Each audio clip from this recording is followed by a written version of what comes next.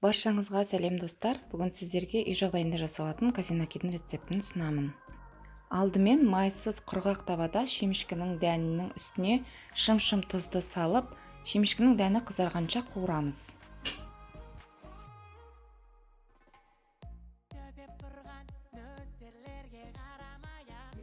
Осылай шемішкінің дәні әбден қызарғанша қуырып аламыз.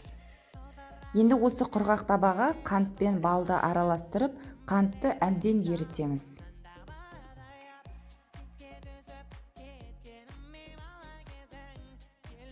Енді осының үстіне жаңағы қуырылған шемішкінің дәндерін қосып, тез-тез араластырамыз.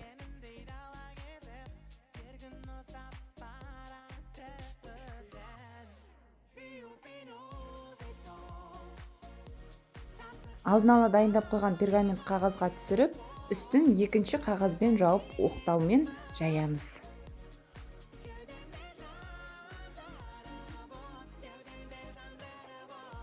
Бетіндегі қағазын аламыз. Казинакиді осылай жылы күйінде өзіміз қалаған формаға кесіп қоямыз.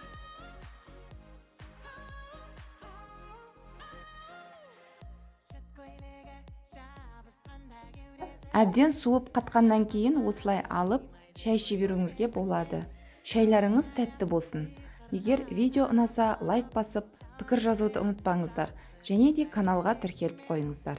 Сіздермен болған Кәмшат.